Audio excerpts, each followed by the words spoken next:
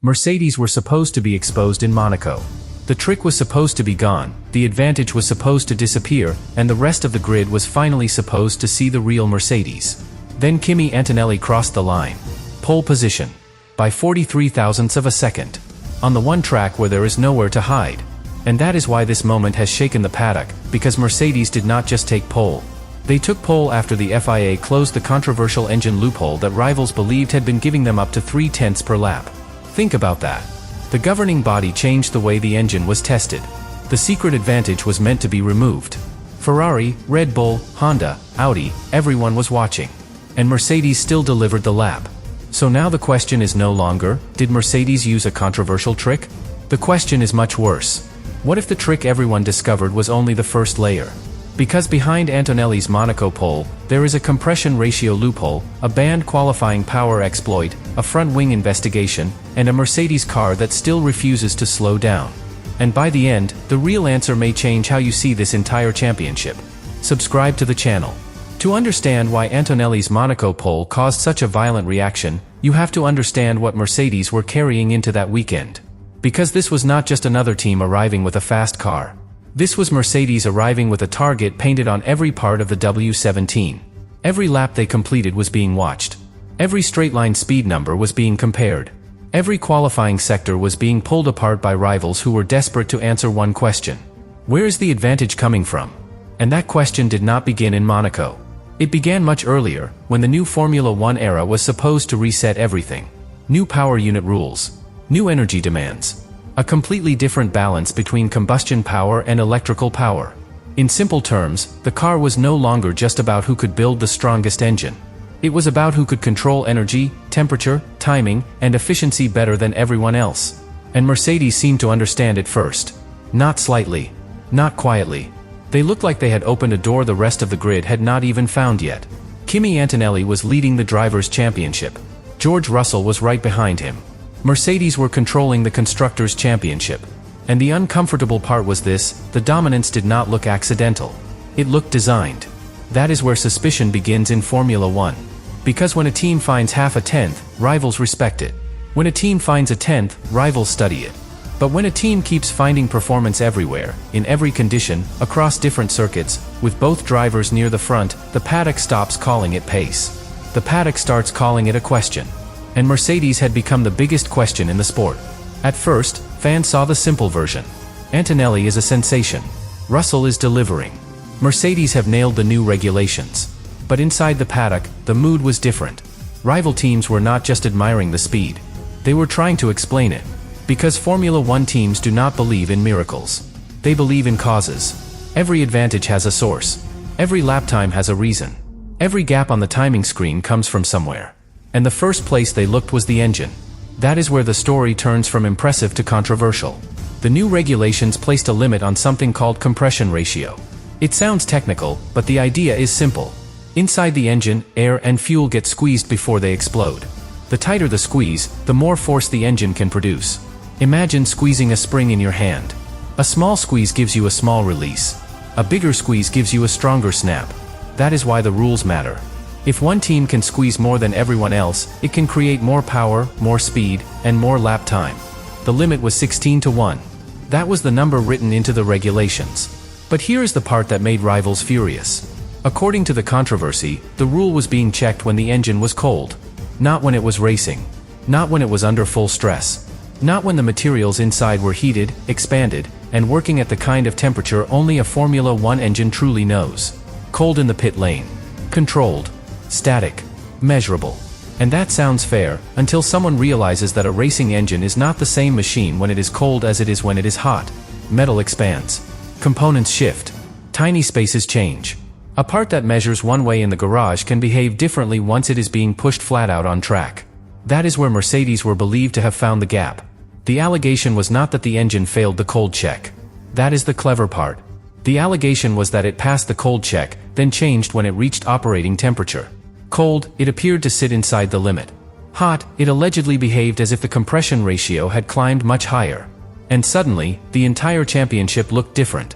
Because if that interpretation gave Mercedes more power during real racing conditions, then the car the rivals were chasing was not just fast. It was fast in a way the original test may not have been able to catch. That is a terrifying idea for every other team. Because you can copy a front wing shape if you understand it. You can change suspension if you find the weakness. You can bring upgrades, adjust balance, chase downforce, improve tire life. But how do you fight a performance gain that exists between the wording of a rule and the way that rule is measured? That is the kind of advantage that drives rivals mad. Because from the outside, the car looks legal. On paper, it can pass. In the garage, it can satisfy the check. But on track, at speed, under heat, it may become something else. And this is why the Monaco weekend mattered so much. The FIA had moved to close that gap. The sport was no longer willing to rely only on cold measurement.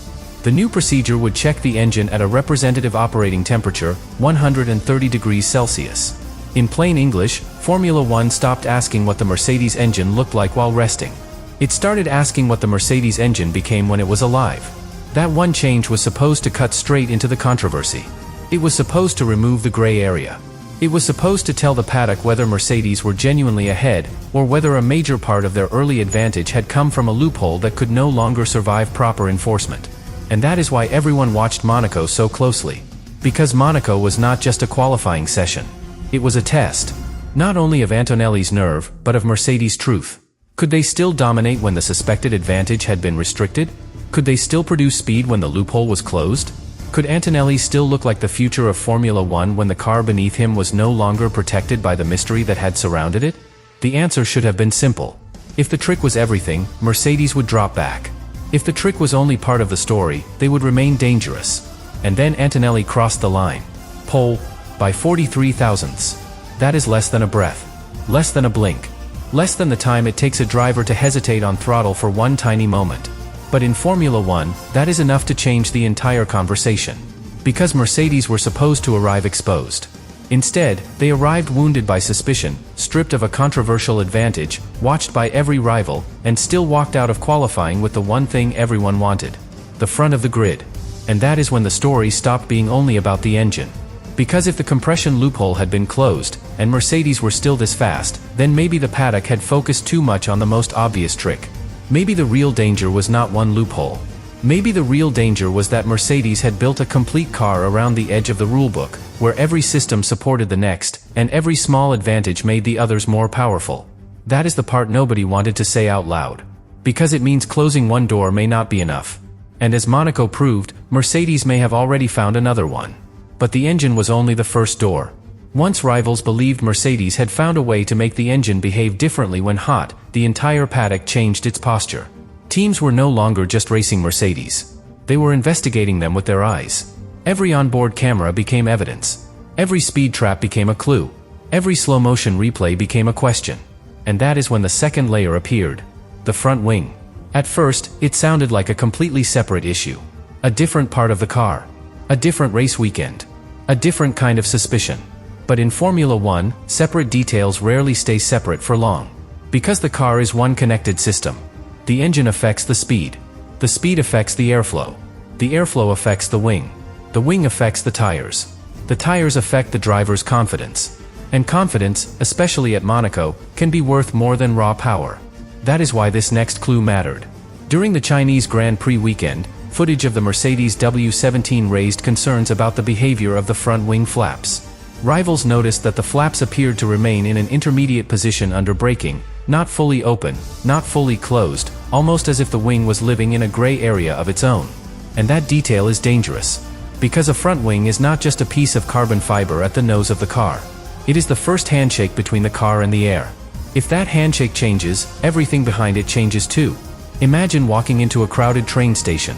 If the first person in line moves left, everyone behind them has to adjust.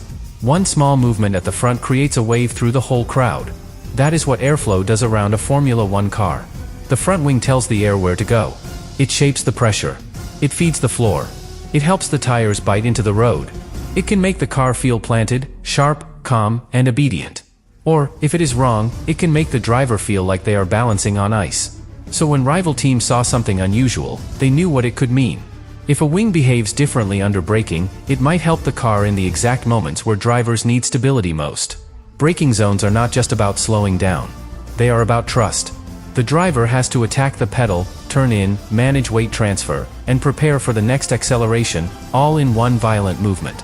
A car that is stable there gives the driver courage. A car that gives the driver courage becomes faster everywhere. And this is where the suspicion became more personal. Because Antonelli did not look like a rookie trying to survive. He looked like a driver who trusted the car completely. That is rare. Most young drivers arrive in Formula One with speed, but they need time to build authority. They make mistakes. They overdrive. They lose the rear at the wrong moment. They hesitate when the car moves underneath them.